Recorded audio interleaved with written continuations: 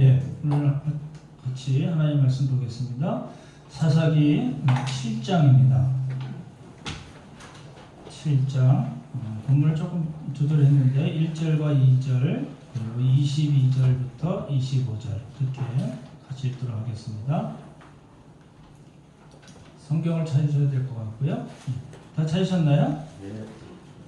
네, 우리 형제들이 먼저 1절 읽고 자매들이 2절 읽고 22절로 넘어가겠습니다. 형제들 먼저 읽겠습니다. 시작.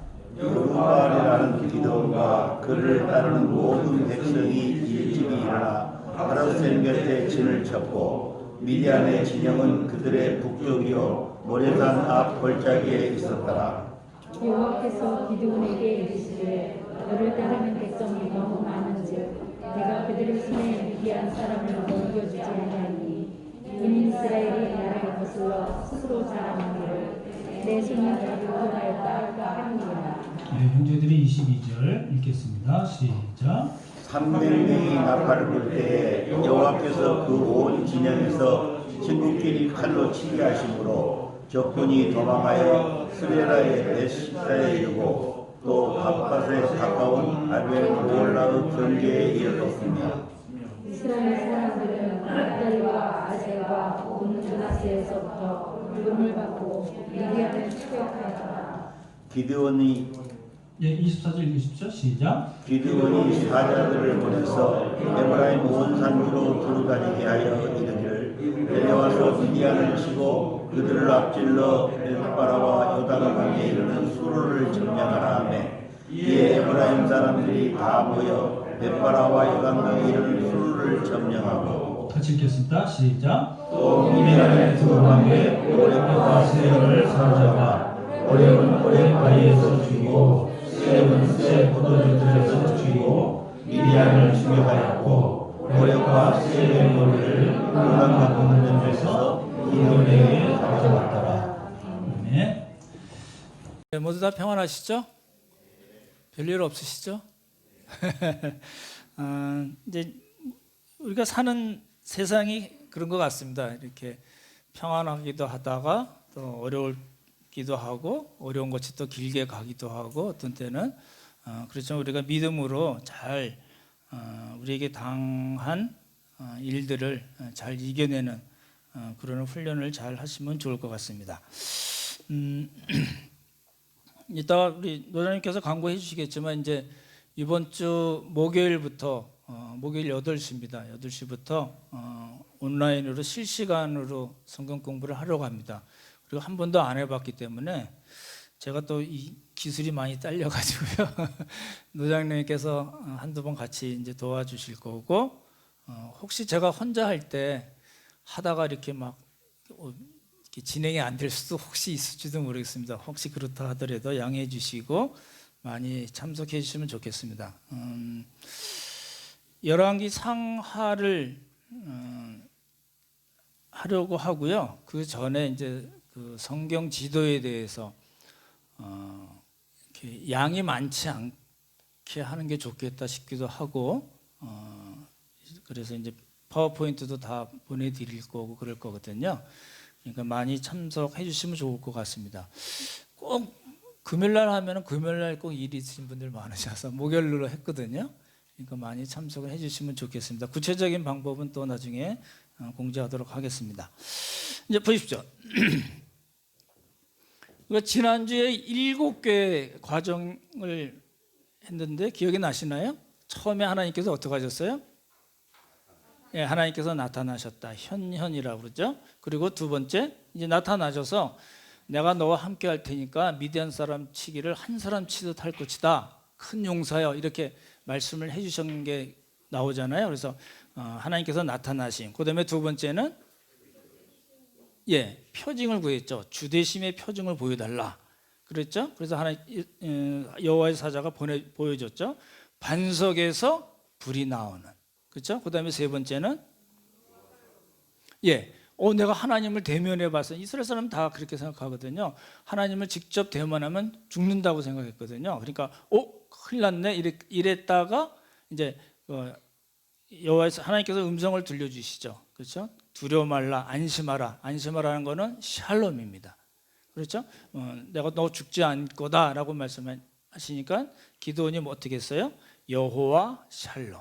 그렇죠? 그리고 바로 그날 밤에 기드온이 해결해야 될 문제가 있었기 때문에 하나님께서 첫 번째 사명을 주십니다. 그렇죠? 첫 번째 사명이 뭐라고요? 예, 바알의 제단을 헐고 부수고 그다음에 아세라 목상을 찍고, 그렇죠? 부수고 찍는단 말을 기억을 해 두시면 좋을 것 같고, 그리고요. 다섯 번째는 뭐였죠? 예, 이제 그때에 그 미디안 연합, 그 미디안, 아말렉, 동방 사람들이 13만 5천 명이 메뚜기처럼 쳐들어옵니다. 그래서 이제 성령께서 기드온에게 임하시는 장면이 나오죠. 그렇죠? 그리고 기드온이 나팔을 불었더니 사람들이 많이 왔어요. 3만 2천 명이 왔습니다. 그렇죠? 그다음에 여섯 번째 뭐였죠? 양털로 시험을 한 거죠.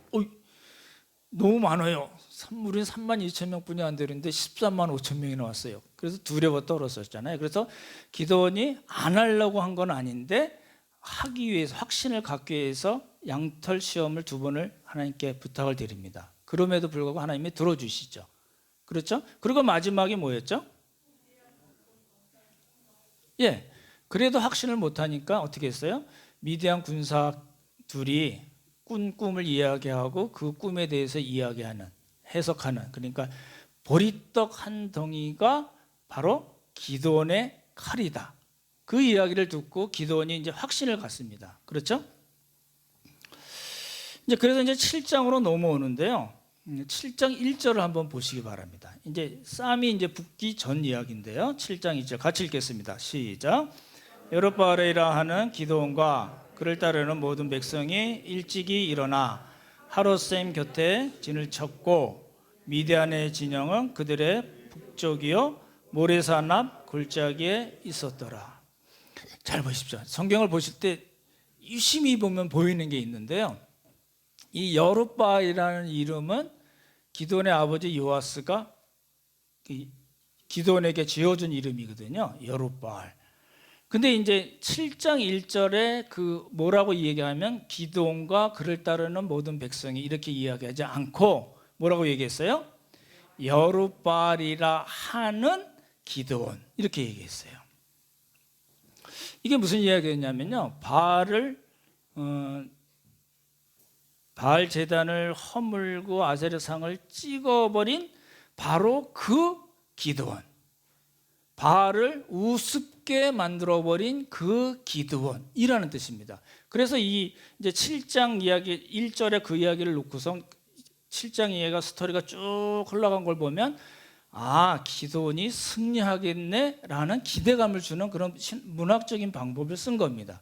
이제 여룹바알이라 하는 기드온이 나중에 뒤에 또 나오는데 그때는 의미가 또 달라요. 나중에 설명을 드리고 어쨌든 그리고 이제 우리가 성경을 읽을 때 어려운 부분이 이겁니다. 제가 지도하려고 하는 이유 중에 하나가 성경에는 지명이 많이 나와요. 인명도 많이 나오고 지명도 많이 나오잖아요. 그리고 스토리가 많잖아요. 그러니까 이게 지명이 나오면 이게 뭔 소리야 그러고 그냥 넘어가니까 입체적으로 성경을 보기가 어렵거든요. 그래서 이제 조금 PPT로 몇 장을 설명을 해드리겠습니다. 예, 보시기 바랍니다. 위에 거 올려주시면 말씀드렸던 대로 하롯셈이 나오고 뭐가 나와요?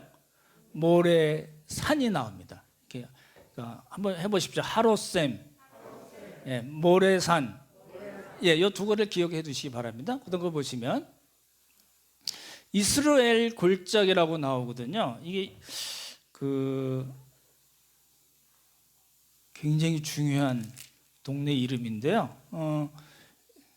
나중에 이제 지도할 때 말씀을 드릴 텐데 이스라엘 지도가 있으면 넷으로 나눕니다. 해안가가 있고요. 그 해변 도로가 있습니다. 국제 해안 도로가 쭉 있거든요. 거기가 있고 그다음에 우리가 잘 아는 족장들의 모든 이야기 아브라함, 이삭, 야곱, 요셉 뭐 이런 사람들 나오는 데는 다 유대 산지입니다. 그리고 갈릴리 산지가 따로 있습니다. 그 갈릴리와 그 유대 산지를 나누는, 그러니까 갈릴리와 사마리아를 나누는 게 되겠죠. 거기에 있는 평야가 골짜기가 하나 있는데 산과 산 사이에 있는 골짜기인데 약간 삼각형처럼 생기기도 하고 화살촉처럼 생기기도 했습니다. 여기에서 이제 미디안 연합군과 이스라엘이 싸우는 겁니다.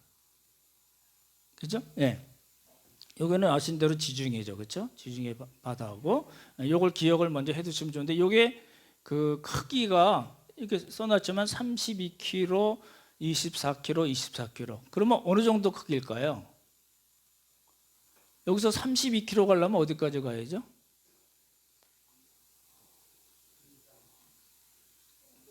멀죠? 한참 가죠? 그리고 또 24km 가고 24km. 그러니까 이스라엘 골짜기라고 돼 있긴 하지만 우리가 생각하는 그런 골짜기가 아니고 아주 넓은 평야입니다.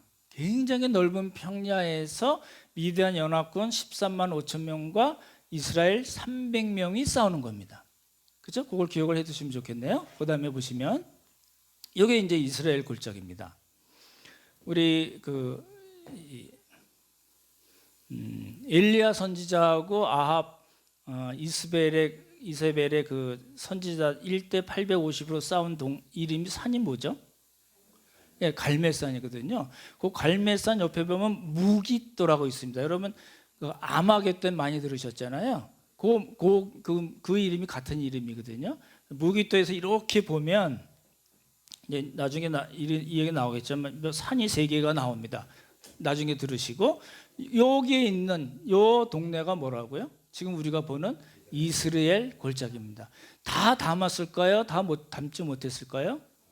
다 못 담죠. 당연히 32km, 24, 24 이렇게 되니까 그 큰 걸 담을 수가 없잖아요. 그러니까 여기서 싸운 겁니다. 아, 이렇게 넓은 데서 싸웠구나 라고 생각하시면 좋을 것 같습니다.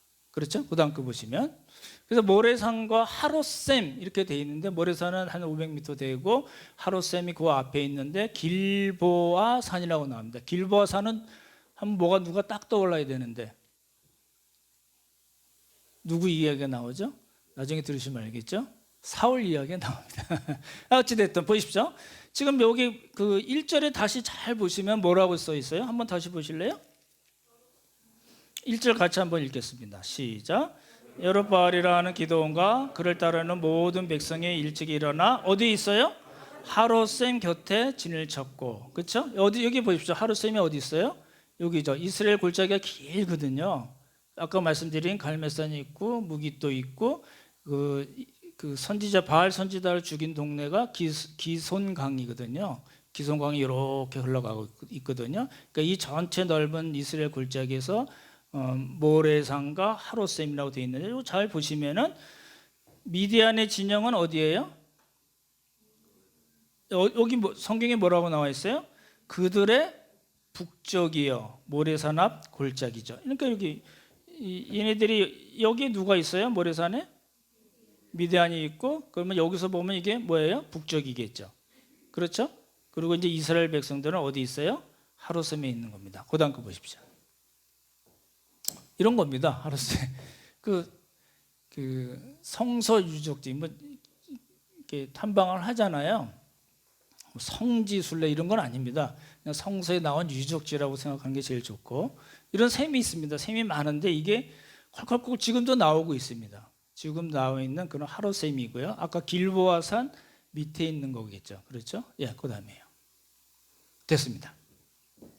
나중에 이제 그 성서 지도 공부할 때 좀 더 자세히 말씀을 드릴 거고요.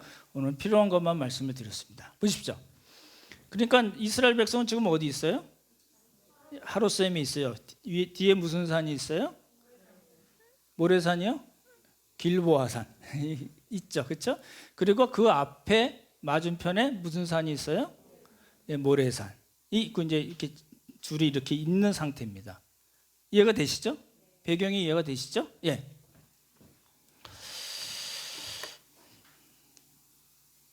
이제 1절이 되면 이제 2절부터 이제 살펴볼 텐데 2절부터 8절까지를 이제 우리가 얘기할 수 있는데 보십시오.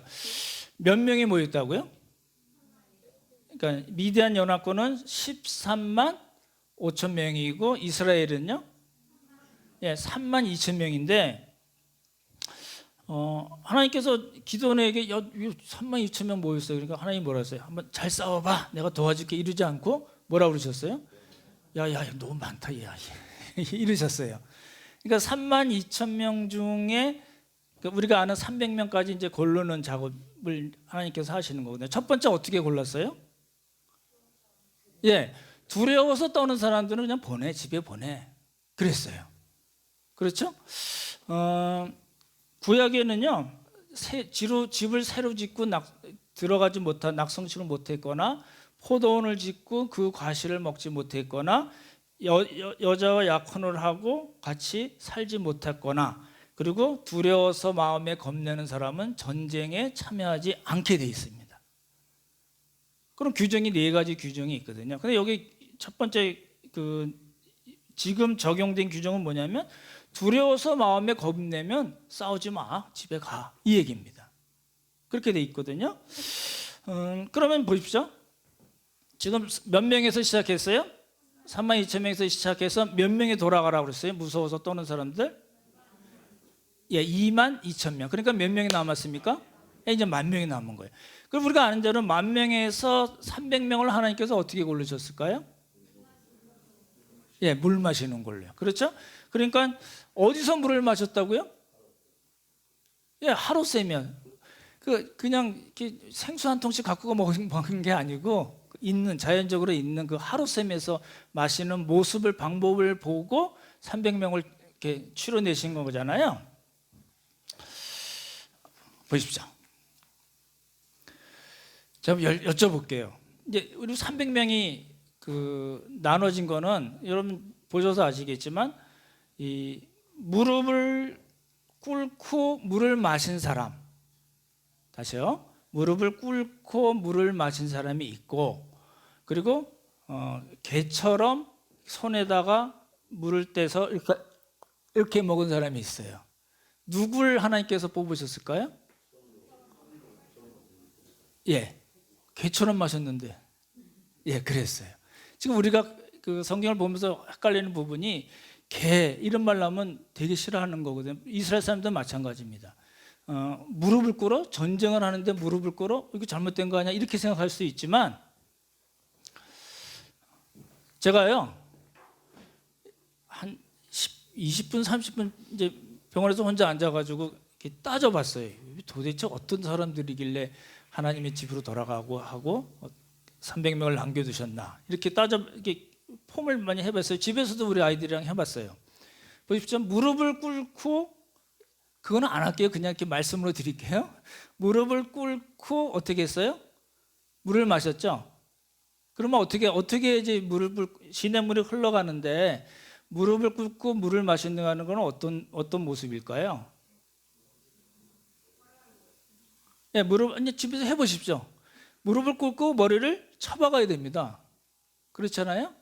그렇거나 또는 개처럼 손으로 마신 거는 무릎을 꿇었다는 이야기는 안 나오지만 무릎을 꿇을 수도 있고 안 꿇고 쭈그리고 앉아서도 해가지고 이렇게 할 수도 있지만 보통은 어떻게 하죠? 우리 이렇게 하면은 이렇게 하시지 않나요? 어떻게 됐든 간에 그 말씀을 왜 드리냐면 10,000명이나 되는 사람이 시냇가에서 하루샘에서 나오는 물을 마시는 폼은 여러 가지 있다는 거예요. 경우의 수가 여러 가지가 있을 수 있지만 사사기 저자는 거기에 별로 신경을 쓰지 않고 단순하게 무릎을 꿇고 마신 사람, 개처럼 이렇게 혀로 핥아서 손으로 해서 핥아 마신 사람 2가지로만 정리를 했어요. 왜 그랬을까요? 이게 이제 제가 다른 분들 설교를 들으시라고 문자를 보내드렸잖아요. 어떤 분들은 무릎을 꿇어? 이거 말이 안 되는 거지. 그런 거잖아요. 개처럼 이렇게 마시면은 기분은 안 좋지만 이렇게 경계도 하고 그렇죠? 경각심을 갖고 싸움에 임하지 않았나. 그래서 그 사람을 뽑았다. 무릎을 꿇어서 이게 재수 없이 무릎을 꿇어. 너 안 돼. 이렇게 했다. 여러 가지 해석을 하지만 그렇지 않습니다. 그건 관계없습니다. 10,000명 중에서 적은 숫자를 뽑기 위한 하나의 방법일 뿐이지 거기에 어떤 특별히 영적인 의미가 있지는 않습니다.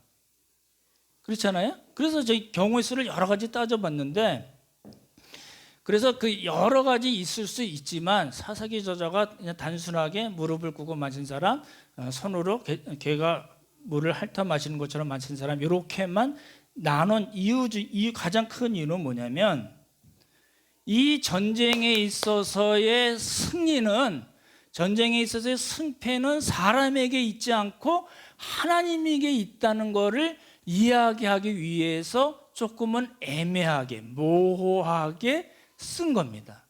여러 가지 경우의 수가 있지만 그걸 다 쓰지 않고, 당연하잖아요. 우리 지금 여기 계신 분들이 어디 나가서 시내가에 나가서 물을 마실 때 폼이 같을까요? 다를까요?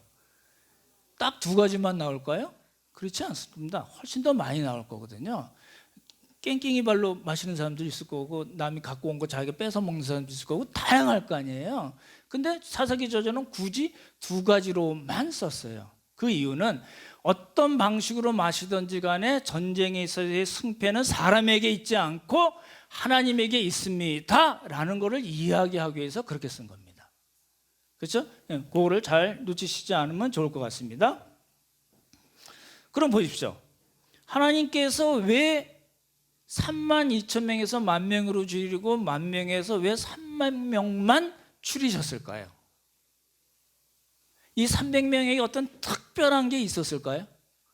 더 헌신적이고 영적이고 경계심이 강하고 순종을 잘하는 사람이어서 요 300명을 하나님께서 딱 줄이셨을까요? 그거 아니라는 겁니다. 그래서 많은 분들이 기도원과 300 용사라는 말을 씁니다. 없습니다. 용사라는 말 없어요. 그리고 전체 이야기 스토리의 흐름은 뭐냐면 이 사람들에게 포인트가 있지 않다는 것을 강조하는 쪽으로 계속 사사기 저자가 이야기를 하고 있거든요. 그러니까 그걸 놓치시면 안 될 것 같습니다. 그래서 하나님께서 용사가 되어서 대신 싸우지는 거룩한 전쟁, 성전이라는 것을 알게 하기 위해서 이 300명을 뽑으시되, 그 방법도 여러 가지 경우 수가 있지만 단 두 가지로만 추려서 이야기한 것이라고 우리가 이해를 하시면 좋을 것 같습니다. 그러면 이제 보십시오. 32,000 성령께서 임하시고 나팔을 불었더니 32,000명이 왔어요. 근데 야, 너무 많어. 두려워 떠는 사람들 집에 가라고 그래. 그래서 10,000명만 남았어요. 10,000명, 이거 얘들도 너무 많다. 야, 하루생 가서 물 마시는 모습 보고 300명만 추려서 300명이 됐어요. 그렇죠? 그럼 보십시오. 무슨 문제가 발생했을까요? 처음에 미디안 연합군은 몇 명이라고요? 13만 5천 명이고, 숫자를 좀 기억하시면 좋겠네요. 13만 5천 명이고 이스라엘은요 300명만 남은 거죠. 실제 싸우는 사람들은요. 나머지는 다 돌아갔잖아요. 그럼 여러분 생각해 보시죠. 기도원 입장에서는 도대체 싸우라는 거야 말라는 거야? 32,000명이면 어떻게 해볼 텐데 거기다 다 들어온 사람들 가라고 그러고 10,000명만 남겼는데 이것도 고민이 되는데 거기다 다 보내버리고 300명 나왔으면 32,000명에서 300명 남은 거니까 1% 정도뿐이 안 남은 거잖아요. 기도원이 싸울 맛이 났겠을까요? 아니죠. 그래서 어떻게 했어요? 두려움에 빠졌습니다. 9절 보십시오. 9절과 10절 같이 읽겠습니다. 시작. 그 밤에 여호와께서 기드온에게 이르시되 일어나 진영으로 내려가라. 내가 그것을 내 손에 넘겨주었느니라. 만일 내가 내려가기를 두려워하거든 내 부하 브라와 함께 그 진영으로 내려가서. 이 얘기잖아요. 300명 갖고 이거 싸움이 안 되는 게임 아닌가? 여러분 잘 생각해 보시죠. 그때 300명이 뭐 기관단총 다 무장한 거 아니잖아요. 쟤네들은 칼 갖고 있고 여기는 총 갖고 싸우는 거 아니잖아요. 그러니까 누가 싸워서 이길 수가 있을까요? 없을까요? 잘 생각을 해보십시오. 몇 대 몇일까요? 13만 5천 명 대 300명이면 450대 1입니다. 1당 100 해도 안 되죠? 이거 안 되는 게임이에요. 그래서 이제 기도원이 힘든 거예요. 보십시오. 우리가 주의 일을 할 때 가장 큰 장애물은 뭐냐면 내가 할 수 있어 라는 자만심이 있어요. 그렇잖아요. 내가 이거 많이 해봤더니 이렇게 하면 돼. 내가 목회를 30년 해봤더니 그럴 때 이렇게 하면 되는 거야. 이런 이야기가 있을 수 있잖아요. 자만심이 문제가 되고 또 안 좋은 방법은 장애물은 뭐냐면 두려움입니다. 이거 하나님이 주신 거라고 하나님이 맡겨주신 거라고 확신이 들 때는 자만해도 안 되고 두려워해도 안 되는데 실제로는 두려울 때가 있습니다. 근데 제가 오늘 아침에 말씀 다시 보면서 이거 하나님의 뜻이고 하나님께서 나에게 맡겨주신 거라고 확신이 섰어요. 그래도 안 하는 경우가 있어요. 어떤 때 안 하는지요? 자만하거나 두려워하지도 않지만 안 하는 경우가 있어요. 어느 때 안 하는지 아세요? 귀찮아서. 이거 하면 좀 힘들고 귀찮을 것 같아서. 귀찮이 좀 마시잖아요. 그래서 안 하는 분들 너무 많습니다. 제가 기도원 시작할 때 말씀을 드렸잖아요. 하나님의 부르심에 믿음으로 응답하고 신앙적인 결단을 하자.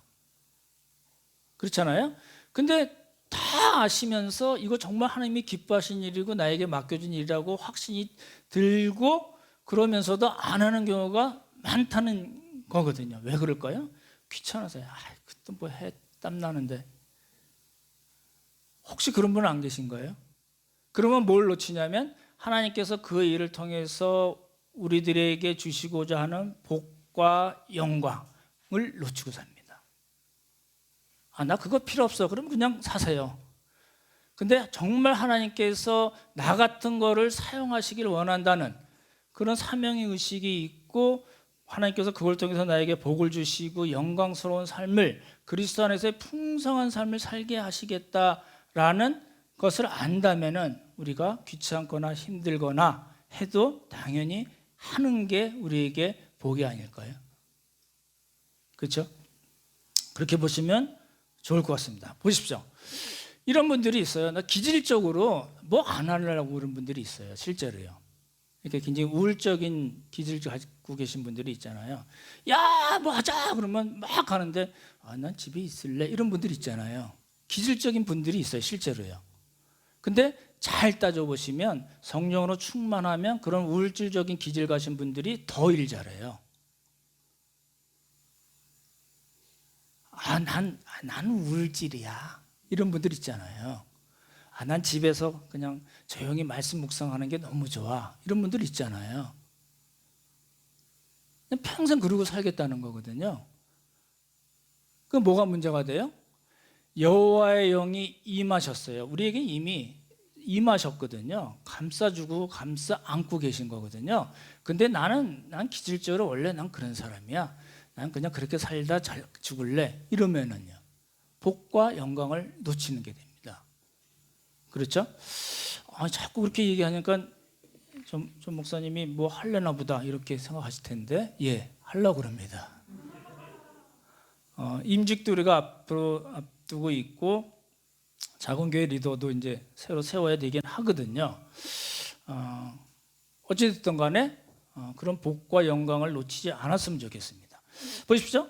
기도원이 이렇게 이제 두려워했는데 하나님이 마지막 배려를 해주셨어요. 마지막 설복을 하셨어요. 그건 뭐냐면 말씀드렸던 대로 꿈을 듣게 하시고 그 꿈을 해석하는 것까지 듣게 하셨어요. 그리고 나서 기도원이 확신을 가졌어요. 그렇죠? 보리떡 한 덩어리가 기도원의 칼이다라는 해석을 듣고 이제 확신을 가졌는데 보십시오. 기도원의 그 이야기를 듣고 어떤 반응을 보였는지 굉장히 재밌습니다. 한번 보십시오. 15절 보십시오. 15절 같이 읽어보겠습니다. 15절 읽겠습니다. 시작.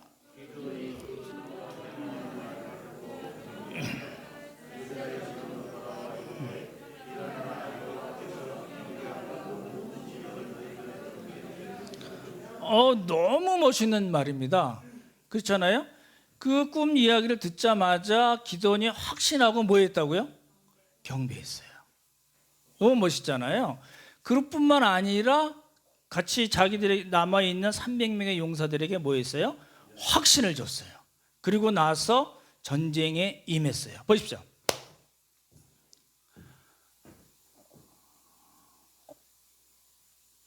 딱 여기까지예요. 기도는 무슨 이야기냐면요, 지금 긴 7번의 과정을 거쳐서 확신을 갖고 기도는 하나님을 경배하고 다른 사람에게도 확신을 주고 전쟁에 임했거든요. 근데 딱 거기까지예요. 큰 문제가 발생한 거예요.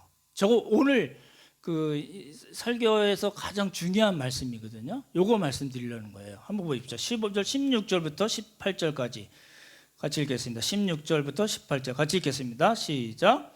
300명을 세 대로 나누어 각 손에 나팔과 비낭아리를 들리고 항아리 안에는 횃불을 감추게 하고 너희에게 이르되 너희는 나만 보고 내가 하는 대로 하되 내가 그 진영 근처에 이르러서 내가 하는 대로 너희도 그리하여 나와 나를 따르는 자가 다 나팔을 불거든 너희도 모든 진영 위에 주위에서 나팔을 불며 이르기를 여호와를 위하라 기도원을 위하라 하라 하니라. 이제 확신하고 경배하고 확신을 갖게 하고 전략을 이야기해요. 전략은 딴 거 없습니다. 칼을 세게 갈어 뭐 이런 것도 없고요. 칼 얘기 자체가 없어요. 칼이 있었을 거로 생각이 되지만 뭐가 나오냐면 비낭아리, 그리고 또 뭐가 나와요? 횃불, 그리고 뭐가 나와요? 나팔. 이 나팔이 양각 나팔입니다. 양의 뿔로 하는 거죠. 그러니까 뭐 빰빠람빰빰 이런 거 아니고요. 뭐예요? 붕붕 하는 거예요. 그렇죠? 뭐가 문제일까요? 지금 읽으시면서 뭐가 눈에 탁 들어오시나요? 예, 여호와를 위하라 그러면 멋있는 말일 텐데 여호와를 위하라 그러고 뭐 했어요? 기도원을 위하라. 이 전쟁 구호에 문제가 생긴 거예요. 다시요. 이 전쟁 구호에 문제가 생겼어요. 20절 한번 더 보실래요? 20절 같이 읽겠습니다. 시작.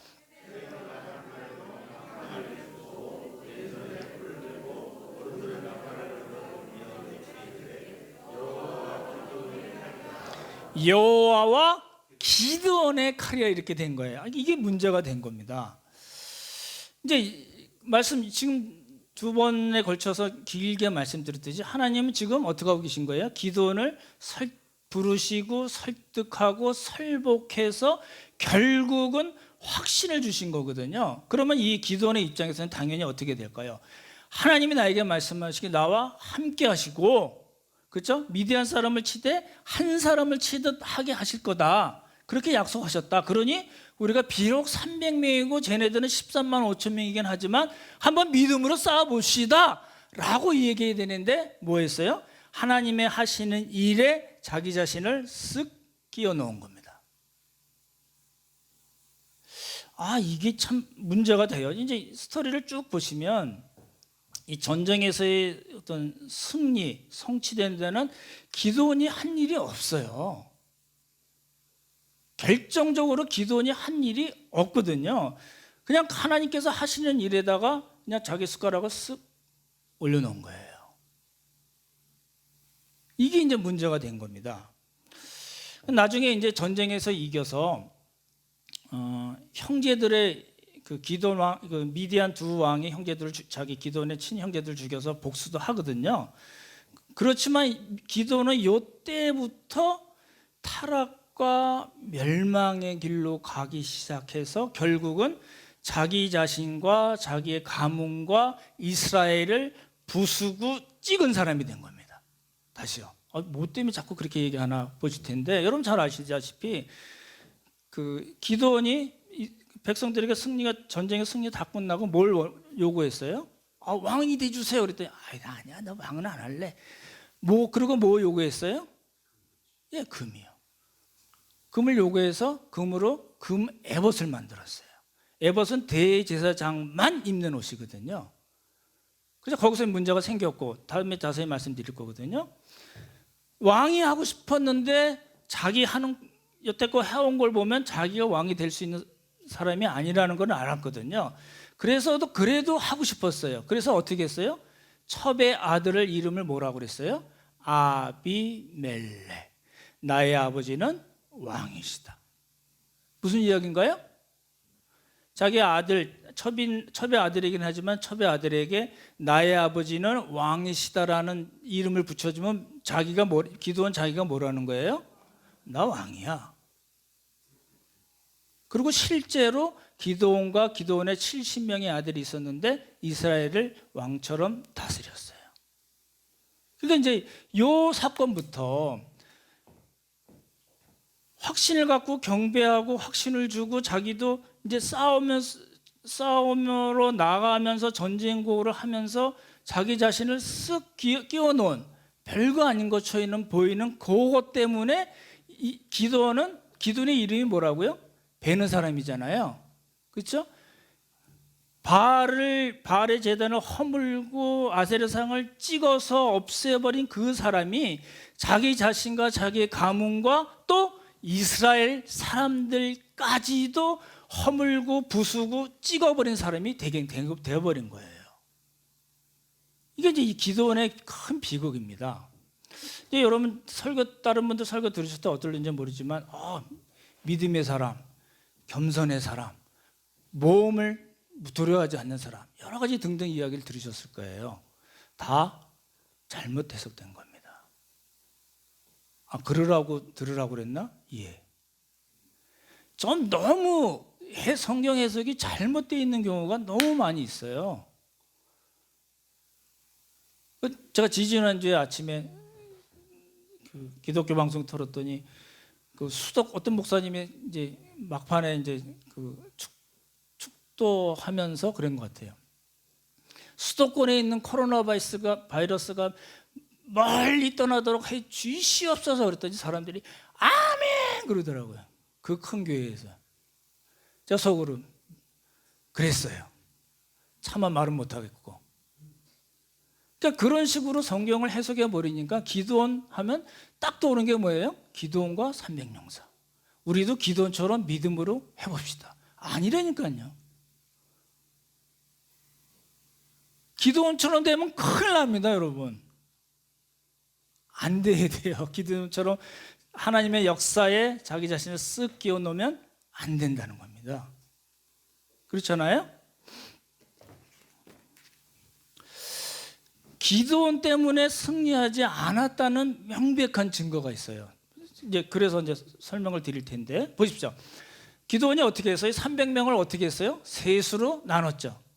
그죠? 셋으로 나누고 빈 항아리에다가 횃불 놓으라고 그러고 양각 나팔 들고 나중에 깨트리고 그러고 막 소리 질러 그렇게 얘기했잖아요. 그래서 이겼을까요?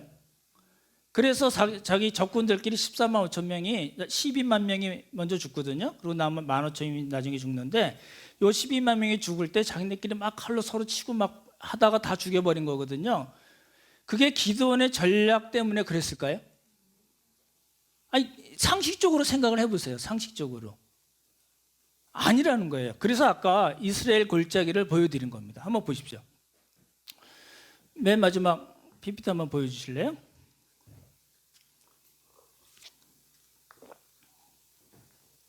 이게 뭘까요? 제가 성경을 보면서 이런 걸 많이 하는데요. 22 곱하기 22면 얼마죠?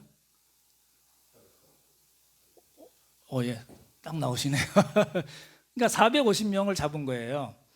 얘네들이 이렇게 기도 450대 1이라고 그랬으니까 13만 5천 대 300이면 450대 1이거든요. 그래서 이렇게 해놨어요. 요 가운데 있는 어떤 사람이 이스라엘 군사라고 생각해 보세요. 얘가 항아리 들고 부시고 밤이에요. 이경이라는 거는 10시부터 2시 사이에요. 깜깜한 밤중에 싸운 거거든요. 그래서 얘가 부시고 항아리 부시고 불빛 막 이렇게 하고 붕붕 한다고 나머지 450명 사람들이 서로 죽이고 또 딴 판에서도 또 죽이고 이랬을까요? 생각을 해보시라니까요. 말도 안 되는 전략일 뿐입니다. 그런데 이겼어요. 왜 이겼어요? 예, 성전이라니까요. 하나님께서 그렇게 하게 하신 거예요. 성경을 보십시오. 우리 아까 보셨던 구절입니다. 22절. 다시 한번 22절만 읽겠습니다. 시작. 300명이 나팔을 불 때에 여호와께서 그 온 진영에서 친구끼리 칼로 치게 하심으로. 예, 뭐라고요? 그냥 나팔만 불었는데 뭘 했어요? 하나님께서 어떻게 하셨어요? 예, 자기들끼리 치고받고 했어요. 자중질환입니다. 그러니까 우리는 그렇게 생각하는 거예요. 이야, 기돈, 이야, 히브리서 11장에도 나오거든요. 삼손, 입다, 기돈 이런 사람이 나오잖아요. 이야, 믿음의 용사. 아니라니까요. 한 게 뭐가 있어요? 항아리 깨고 횃불 들고 이랬는데 이겼어요. 뭐 했어요?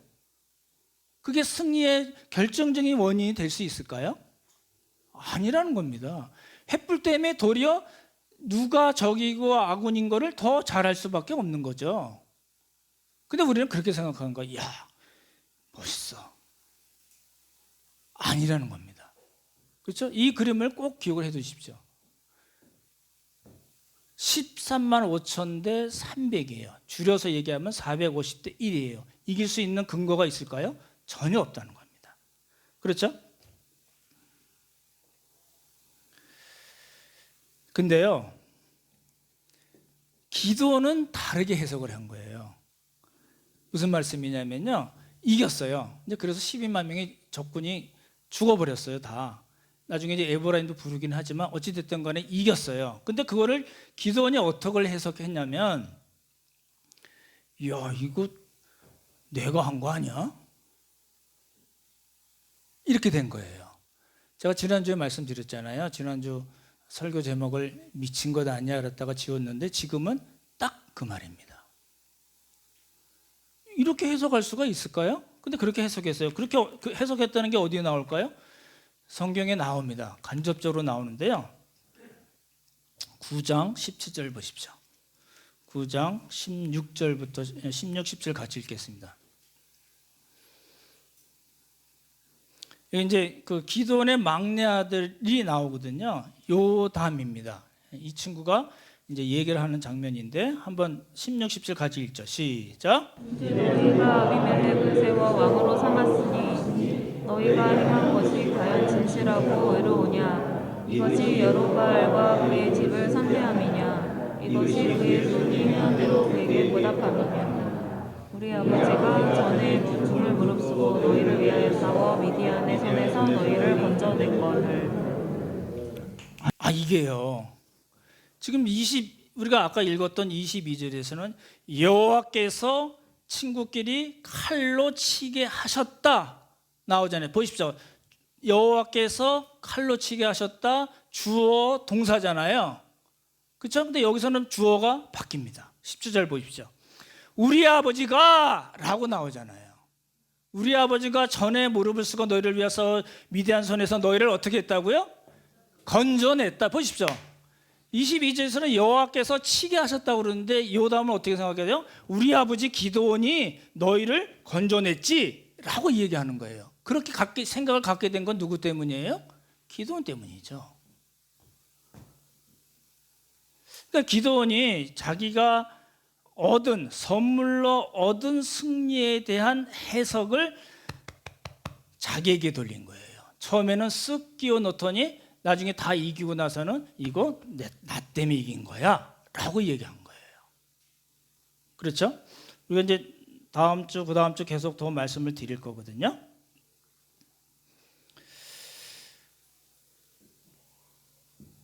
또 문제가 있어요. 또 문제가 생겼어요. 우리가 그냥 지나가기 쉬운 구절이라서 다시 볼 텐데요. 22절 한번 보시기 바랍니다. 7장 22절 제가 읽을게요. 300명이 나팔을 불 때 여호와께서 그 온 진영에서 친구끼리 칼로 치게 하심으로 그렇게 돼 있죠. 근데 그 다음에 23절을 한번 같이 읽죠. 시작. 이스라엘 23절입니다. 시작. 이스라엘 사람들은 납달리와 아셀과 온 므낫세에서부터 부름을 받고 미디안을 추격하였다. 뭐가 눈에 띄시나요? 뭐가 눈에 띄셔야 되는데 왜? 부름을 받았다. 누가요? 저를 보십시오. 네 지파가 왔다고 말씀드렸잖아요. 그렇죠? 므낫세. 그 기드온이 므낫세니까. 그리고 그 갈릴리 주변이거든요. 아셀, 아까 나왔던 아셀, 그다음에 납달리, 스불론. 저를 보십시오. 누구누구로 저를 보십시오. 다시요. 따라해 보십시오. 납달리, 아셀, 스불론, 그리고 므낫세. 근데 여기서 하나가 빠졌어요. 누가 빠졌어요? 네, 스불론이 빠졌어요. 그렇죠? 그리고 3개 왔어요. 다시요. 그럼 누굴까요? 납달리, 아셀, 므낫세. 이들이 어떻게 했어요? 부름을 받고 왔어요. 콜드 아웃입니다. 불렀어요. 누가 불렀어요? 예, 기드온이 부른 거예요. 지금 하나님의 계획과 조금 다른데요? 사실은 조금 다른 게 아니라 아주 많이 다르거든요. 왜 그럴까요? 지금 하나님의 원래 계획과 생각은 뭐예요? 300명 갖고 싸우시려는 거예요. 32,000명 온 거 보내, 두려워하는 애들 가라 그래. 물 먹는 모습 보고 내가 조금만 건져낼게. 만약에 이 무릎을 꿇고 먹은 사람이 더 적었으면 하나님께서 그 사람들을 썼을 거거든요. 그렇죠? 네. 그랬는데 어떻게 됐어요? 기드온은 자중질환으로 사람들이 자기네들이 치고받고 하니까 어떻게 했어요? 잽싸게 3 지파를 불렀어요. 스불론은 왜 안 왔는지 몰라요. 그리고 또 뭐 했냐면 에브라임 지파를 또 불렀어요. 보십시오. 24절입니다. 24절 같이 읽죠. 시작.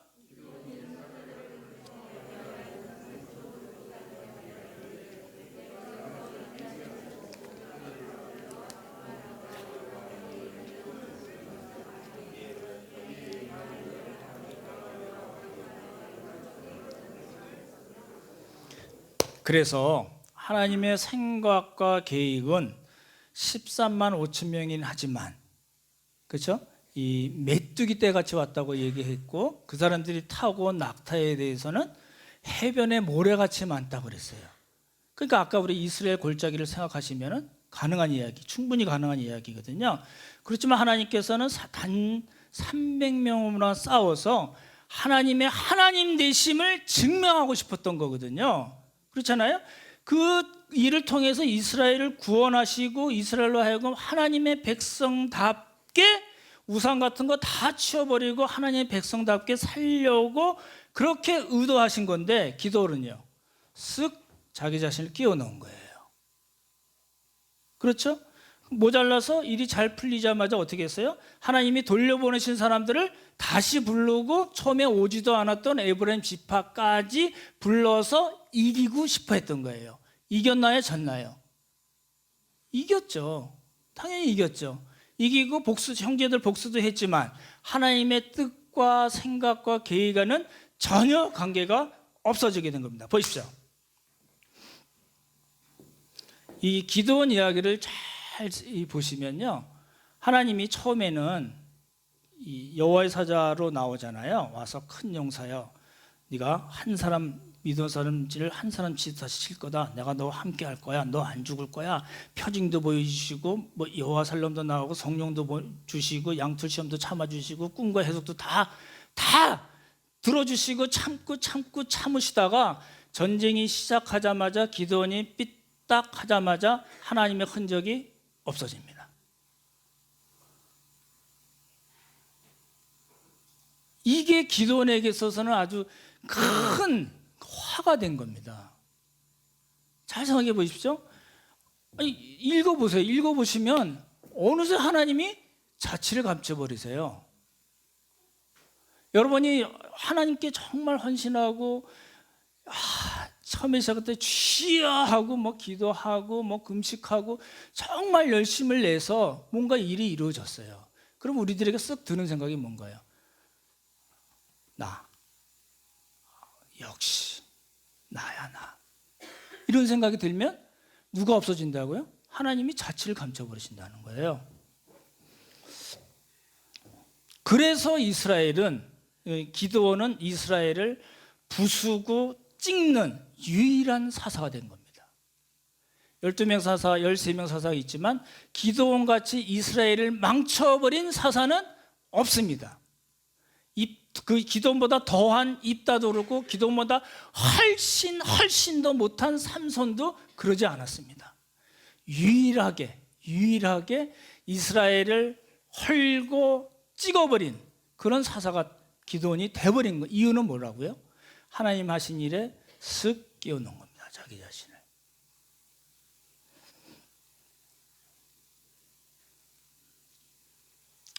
이 말씀을 준비하면서 그런 생각이 들었습니다. 그럼 우리는 어떤가? 이런 생각이 들었어요. 여러분 어떠신가요? 이제 어려울 때 잘 보십시오. 우리가 그러잖아요. 흔히 저도 마찬가지입니다. 어려울 때 정말 하나님 의지하고 순수한 신앙으로 시작을 해요. 근데 일이 잘 풀리고 돈도 벌리고 명예도 얻고 그러면은 슬슬 하나님께 대해서 게을러져요. 뭐 정말 이거 하나님 뜻이라고 생각함에도 불구하고 귀찮고 힘들어서 안 하려고 그래요. 정말 그래요. 한국교회 많은 성도들의 특징 중에 하나입니다. 그러니까 목사들이 자꾸 이상한 방법으로 성도들을 자꾸 끌고 가는 거예요. 말씀대로 잘 말씀드리고 확신을 갖고 하시면 좋겠습니다. 성령님과 인격적인 관계로 여러분의 삶을 누리는 복과 영광이 있으면 좋겠습니다. 이렇게 하면은 사람들이 잘 안 하니까 일이 잘 풀리면 안 하거든요. 그러니까 어떻게 해요? 그냥 인간적인 방법으로 목회를 막 이렇게 해버리는 거예요. 수도권에서 코로나가 떠나갈지어다 이러면 아멘 안 되니까요. 얼마나 폼나고 좋아요. 그렇잖아요. 이제 이런 생각이 들었습니다. 일반 은총이든지 간에 특별 은총이든지 간에 하나님께서 주시지 않은 것은 없습니다. 여러분 동의하시나요?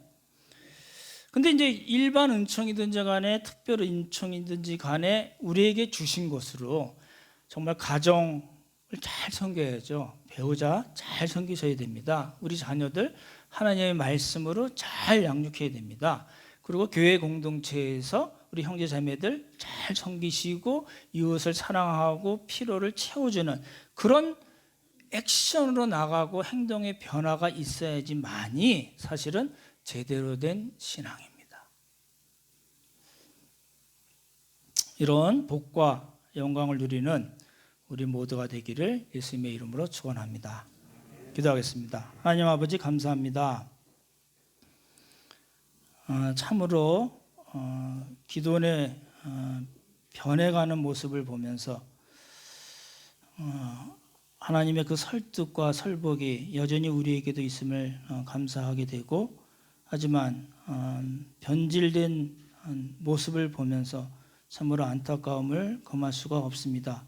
하나님 아버지 우리도 기도원과 같은 길을 걷지 않도록 도와주시고 어떤 상황에 있든지 하나님만 의지하게 하시고 또 하나님께서 원하시는 일들 우리가 기쁨으로 잘 감당할 수 있게 도와주셔서 하나님께서 우리에게 주시고자 하는 복과 영광스러운 삶을 잘 사는 우리 모두가 되도록 복을 허락하여 주시옵소서. 아버지 은혜 감사드리오며 귀하신 예수님 이름 받들어 기도드렸사옵나이다. 아멘.